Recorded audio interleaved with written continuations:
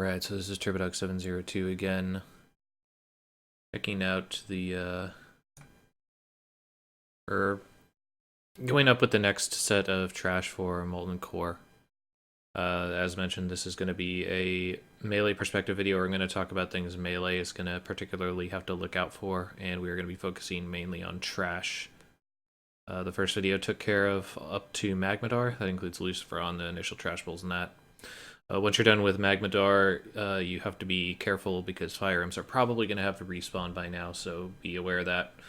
Remember, if you feel like you're in danger, you could pop a lesser fire potion to be able to, or a fire protection pot, in order to eat up some of that damage. So be aware of it, especially after a boss. You know, some people aren't as focused as they probably should be, especially when loot's getting rolled. So, you know, just be aware, take care of yourself on them. I'm going to move forward a little bit. This is all trash that we had already covered in the previous video. Coming into here, more of the rock golems, the lava annihilators, as mentioned. Just make sure you stack up on them because they're going to drop threat here and there. So be aware of that. There are some tricky pulls up here, so just make sure that you're following your raid leader appropriately, or whoever your puller is. You know, don't stick to the plan. You know, don't wander too far away from where anybody else is running. Relatively easy. The big addition here into the next section is going to be I believe they're called Molten Destroyers, which is what I'm going to focus on. Oh, I guess I can mention this. In the previous thing I mentioned that Core Hounds have a variety of abilities that can cause stun effects or problems for tanks as the initial pull. This is actually a good example of it, as I just saw there. Another Lava Surger. Again, Lava Surgers, you want to stack up on them. They charge people, knock them back.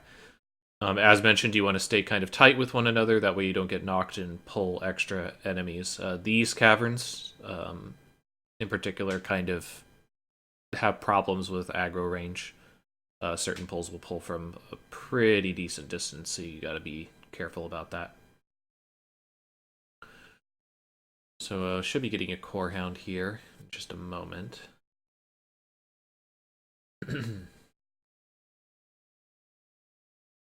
Yeah, here we go.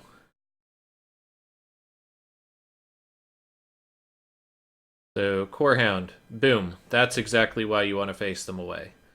Let's see that again. So, it wasn't the fault of the tank, it's just sometimes this happens. He pulls, or a feral tank pulls, and immediately, because he is facing the raid still, it wasn't picked up and spun quickly enough, boom. All these people got hit by that flame breath. So, you know, be aware of that. You can see the damage I took. I'm currently wearing gear that kind of gives me some decent fire resistance. It's not my fire resistance set, but, you know, it's just gear that happens to have fire resist on it as well, and I still took 1,000 damage. So, you know, need to be aware of that. Other than that, he just did ground stomp. You'll notice everybody in the raid is stunned.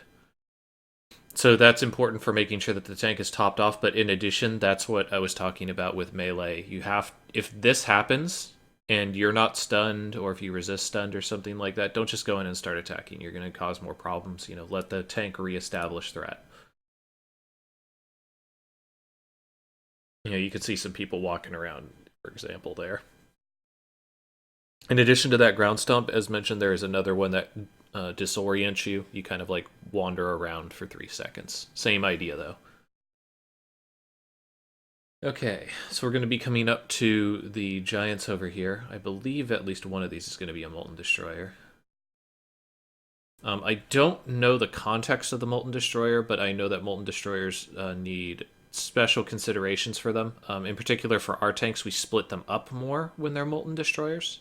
Yeah, this is a double Molten Giant. On these double Molten Giant pulls, they can be Giants or Destroyers. From what I understand for Destroyers, they have a stun that they can do around, so you gotta watch threat on that.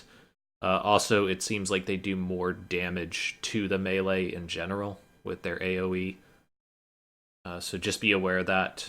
Once again, just be prepared to get out of there if it's around 2,000 HP that you have or so. Alright. Anything else to cover for trash in this area? This is a bunch of like complicated pulls, but again, that's out of the scope of this video. I'm just trying to cover the trash in particular that you guys might be interested in. Once again, if we get extra pulls like this was okay. So this is a crisis pull, right? I'm just gonna point this out here. This is what happens if you make a bad pull or if somebody's not on the ball with stuff. So we make the pull. Okay, this is all good. The problem here is that this tank over here, he was moving in order to intercept and pull the next group. But the thing is like, with the way that these guys were positioned, and there's another one positioned back here somewhere, he really didn't need to force this pull. This is more of a result of us trying to continue to speed up our MC runs. This was a bit ambitious, and we're going to get hit for it here soon enough. So I'll kind of let this play out. So let's talk about crisis management as melee a little bit as well, and prioritizing targets. So from what you know about these enemies, there's 2 fire elementals that we got. We got a Core Hound and we got a Lava Annihilator. So, this is going to change depending on it, but pop quiz. Which one would you kill first? Okay. You know that you can banish the rock guy, and he's relatively close to death. Okay. So you have a couple options there. If it gets banished, no big. If you kill it, no big on that either. But if it's between these 3 things, the Core Hound is probably the most dangerous when you're thinking about the abilities it has, but the fire elementals are actually the correct option. You mark up a specific fire elemental and you kill it, and in addition to that, you know how I was saying sometimes you can be a little bit lax when it comes to killing the lava spawns? This is a situation where everybody goes on the spawns, because you can't be guaranteed that you're going to kill them off fast enough that they won't multiply. So it's important to focus your efforts on them.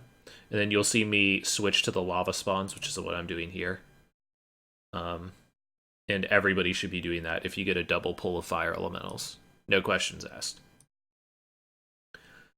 So, this is a thing where you need to think about prioritization. Like, the Core Hound is the most dangerous of these, but in the context of this, where you have lots of lava spawns that are coming up, and those lava spawns, when they multiply, will become unreasonable and you won't be able to deal with them. Like, you have to take down the lava spawns and you have to prioritize the fire elementals, and you just got to eat the damage that the Core Hound is putting out on the tank. This is also a good thing to note when you are a melee. If you get a pull like this, you need to take care of yourself. You can't expect to get heals, because the healers are going to be extremely stressed dealing with the tanks themselves. So, protect yourself. But I thought I'd mention that because this was a particularly unique pull in that thing, and it was an opportunity for learning. We're talking about risk assessment and management.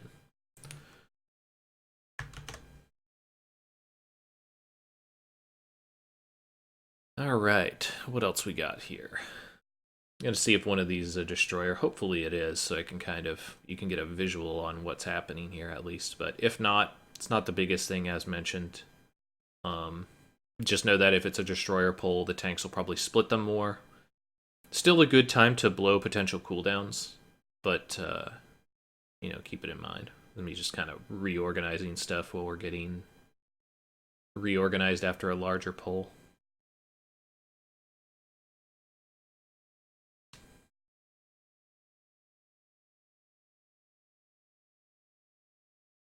Yeah, Molten Giant.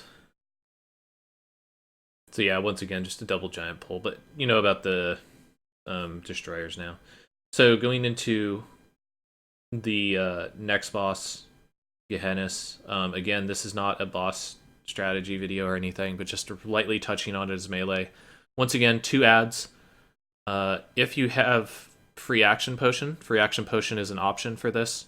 The reason for that is the ads have the ability to do a stun on everyone in melee.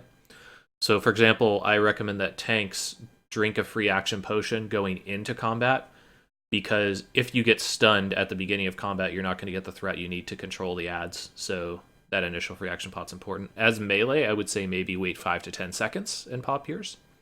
Another option for this fight is to pre-drink a fire protection pot for the other mechanic you need to pay attention to, which is that Gehennis will cast a Rain of Fire.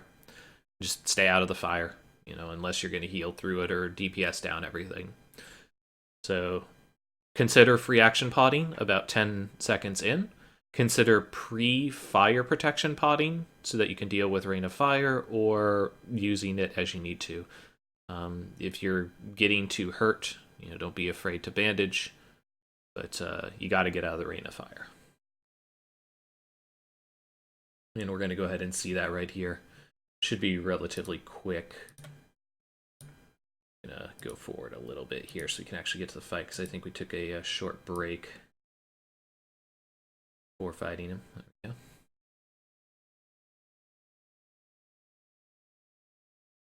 we go. Let's focus down the ads first. Relatively simple.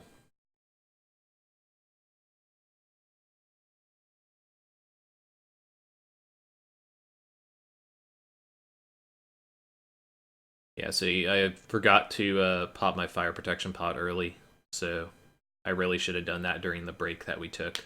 That way I would have it for this pull, but that's talking about optimizations that not everybody's going to be comfortable doing. Not everybody wants to blow money on fire protection pots for this particular fight. But Fist of Ragnaros, that's the stun I was talking about, so because I didn't have my FAP up early enough, I got hit by that. It's like Gehenna's Curse, which I don't know exactly what that does. So, but again, this is in the scope of melee, not not casters. So we're actually getting booty blasted here by a Rain of Fire. Like, I think we get Rain of Fire casted on us on every single time he casts it, which is pretty crummy. But then again, we are running pretty melee heavy in my guild. So that's Gehennis. I mean, that's everything that you've seen right there. Just, attack from behind, stay out of Rain of Fire, consider using FAP to deal with, or free action pots to deal with the stun. Alright, continuing on. So here's a destroyer, so let's go back slightly. So you'll at least get to see those. Again, they're visually the same, it's the name that you have to pay attention to. But you'll notice that on this particular pull, the tanks are going to split them more than you've seen on the previous pulls from us. The tank here has to be somewhat careful, though, about how he pulls in order to not, walk into something to the side. Burn down the Molten Giant. Transition over the Destroyer. You want to try to get the Molten Giants down first, because the Destroyer stuns the tank, then once again, they're going to have problems establishing threat. If you get a double Destroyer, then once again, just give the tanks a little bit of extra time in case they get stunned. Nice and easy, right? But that's it for the extra trash in this section.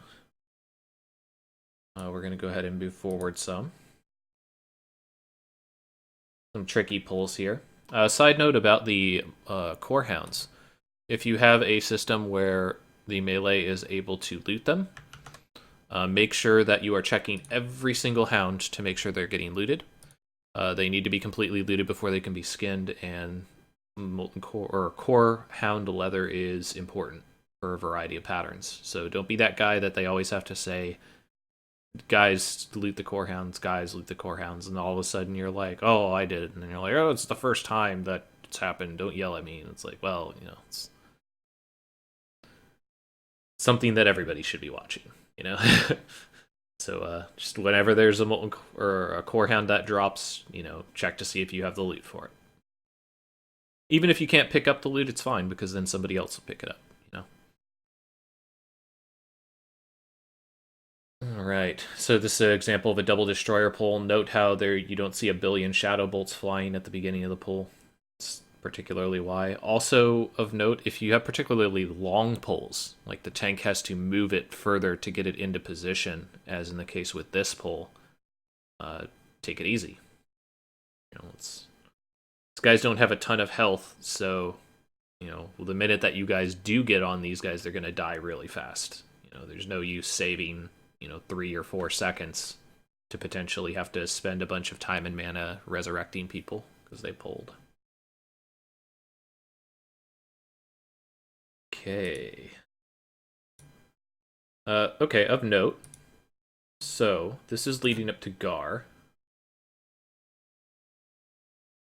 Okay, so Gar is over this way. There's these 2 giants here, and this rock elemental. There is a tunnel that leads this way. You're going to get a better shot of that in a moment.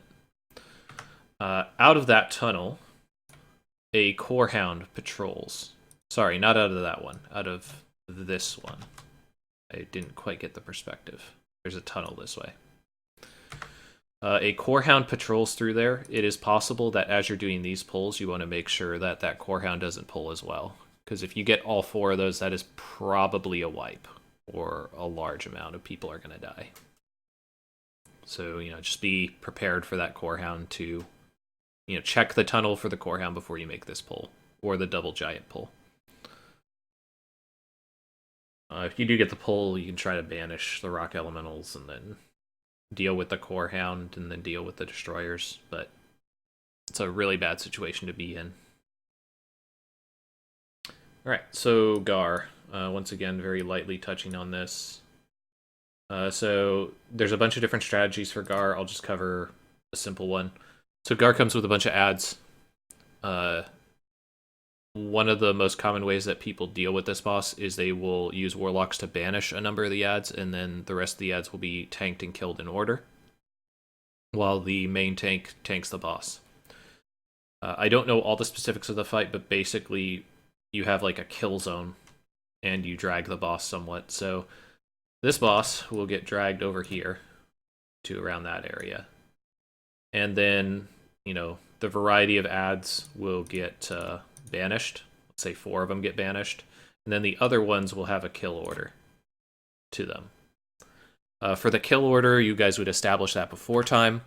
But it is important to have a kill area, because when these things die, they explode, and everything within like maybe a 10 or 15 yard range gets a huge amount of damage, and they get knocked back really far. This can disrupt healing enormously. This can cause a lot more healing to have to happen. So because of that, if you are a melee, you need to know the kill order, and you want to consider backing out when one of those adds is at 20 to 30%, depending on how quickly they die. Transitional movement is very useful here because you are slowed a lot of the time. That is one of the reasons why it is better to go earlier than later as a melee. Because if you're slowed down and you can't get out of the range of it, you're going to get blown back, you're going to take a lot of damage, and it's going to be no good. Respect the kill order. Once the kill order's down, you can keep the other elementals banished while you kill the boss. As far as the boss is concerned, not too much happening with it. Just output the damage. The main struggle here is on the tanks and the warlocks to control the adds. And if you can do that, then kind of free. Just, don't get blown up. We'll go ahead and see a little bit of the fight here, just so that you guys get a little bit of context for this. So we do an ice block pull for this, just for simplifying the pull, for example. But you notice a bunch of the... Oops. I gotta go back a little bit here.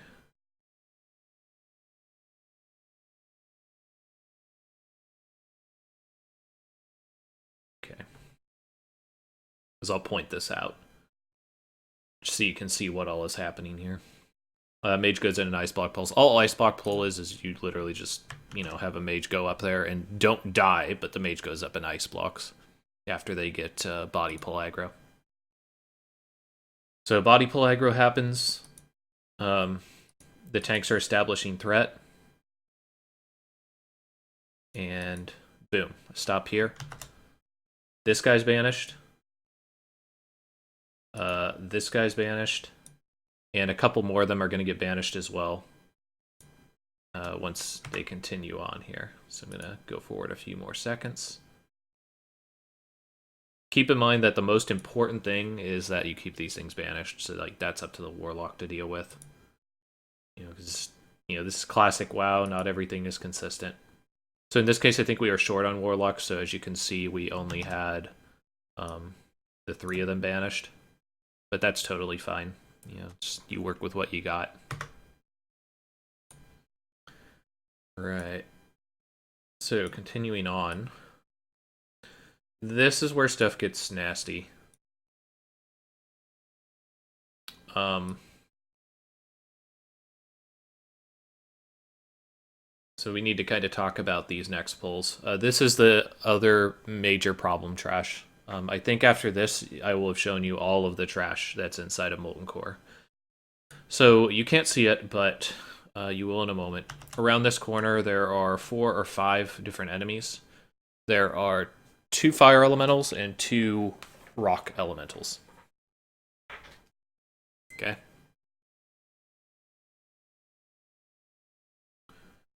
So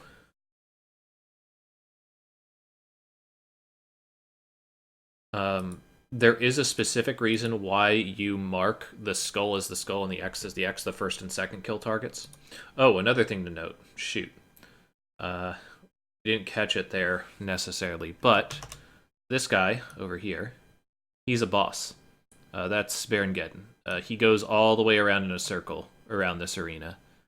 There's another boss further in called Shazra. He's like over here somewhere, but you're not really going to get to see him yet. The important thing is that as you're doing pulls, you need to be aware of Baron Geddon's positioning. So, pay attention to the big fire guy as he's running back and forth.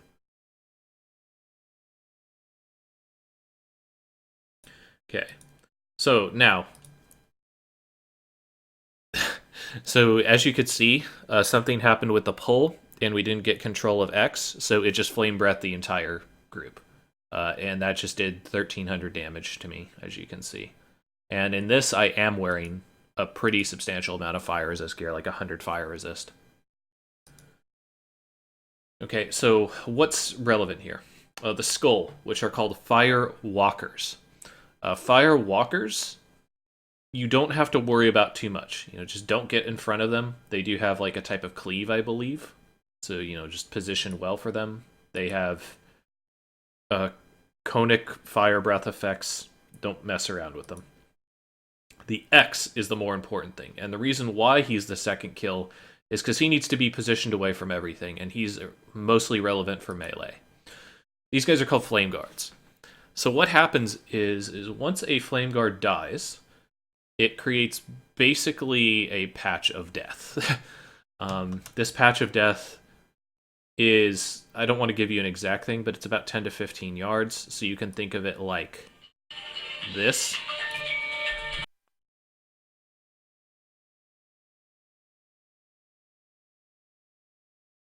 Do apologize, I got a call there. You can think of it about like that, but it is very important that you stay out of that, because the amount of damage that these things deal with their AoE on their corpse is ridiculous. Like, it is very, very high. It's not going to one-shot you, but like it ticks very fast and it does a lot of damage. So because of that, the way you deal with that as a melee is, as with the Gar ads, you want to wait till 30 or 20% and get out. So we're doing a lot of damage here. So at this point, you see me immediately start to get out of there. And that was even a bit late, I felt like. Like, I really should have gotten there a little bit earlier. Okay, now we got another thing to cover. So basically the Flame Guards, you cannot be near their corpse, or else you're going to be in trouble when they die.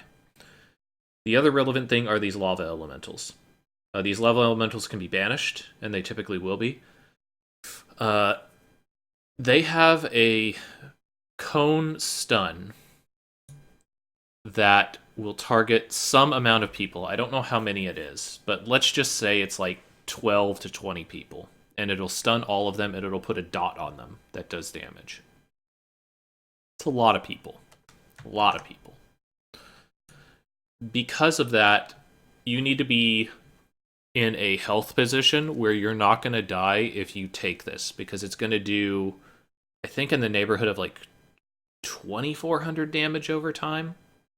The initial hit doesn't do a lot, but the damage accumulates from the dot. And if there's two of them and both of them do this at once and they both hit you, that you can see where it gets out of control. The other reason why it is so crucial to get away from the Flame Guard's fire patch, which you can nicely see there, is that if you're in that patch, when one of those breaks and stuns, you are stunned in the fire patch, you are taking damage from 2 dots, you're probably dead. Unless the healers are very on the ball, or you have a lot of fire resist gear and you're chugging fire pots. Okay, so for the upcoming pulls, just whenever Flame Guards are at like 30% or 20%, get out of there. Be prepared to chug a fire protection pot if you need to, and realize that lava elementals do a conic stun to a bunch of people.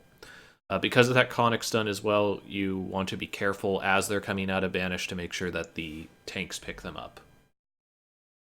But these are probably the pulls that I think are the most dangerous in Molten Core. They're easily harder than some of the bosses. People still die on them randomly. It's just, you gotta be very careful with them, especially as melee, because we have to deal with the fire guards.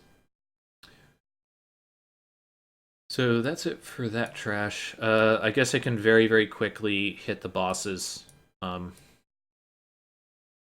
Yeah, I can very quickly hit the bosses. So, this is Baron Geddon. The main thing you need to know against Baron Geddon as melee is that he will periodically pulse with Hellfire, and you don't want to be inside of that. It is on somewhat of a timer. You can see on DBM in a moment, but you'll get to see it here in a moment. You want to wait till after the first Inferno, which is what's happening here, to do damage. I kind of wasn't paying attention, and I made the mistake there of going in too early. So don't do that. Be an idiot. So it's a very definitive where this area is, right? Like, you can see that. If you were trying to really optimize, he pulses 9 times. After 9 times, you can go in and start dealing damage, but, don't be too eager to go in. His pulse is a pretty large amount of damage. Mana is pretty stressed in this fight until you start downing him very quickly. But as melee specifically, that's the main mechanic you gotta watch out for. The main mechanic that everybody needs to watch out for is the bomb. So DBM will tell you when you are the bomb. So it's not too big of a thing, but basically if you get the bomb debuff, your guild will assign a place where the bomb will run to. In the case of our guild, we have people run over here where this flare is. When the person is the bomb, they have about 8 seconds or something to get to the area over there. They will explode, fly up in the air, and take fall damage on the way down. If they're near the raid, they will wipe the raid. So it's very important if you get the bomb debuff that you go to wherever that area is. Another key note as a melee is it is possible for the tank to become the bomb. If the tank becomes the bomb, then usually you want to have an off-tank taunt the boss off of the tank so they can go and blow up appropriately. Be prepared for the tank to move the boss around sometimes, or adjust for the Inferno distance. So, like, our main tank is this far away because he's trying to reduce the damage on him by getting out of Inferno. But after that, the boss is going to have to make its way over to him. So, be prepared for repositioning on that. That's pretty much it for Baron Geddon. And that'll go ahead and do it for this particular video. I'll go ahead and make one more video just discussing the last parts of the bosses just because. But that's pretty much it for Trash. If you came here to learn about Trash and some of the things that they can do, then you're set for here. Yep. Catch you guys another time. Thank you for watching.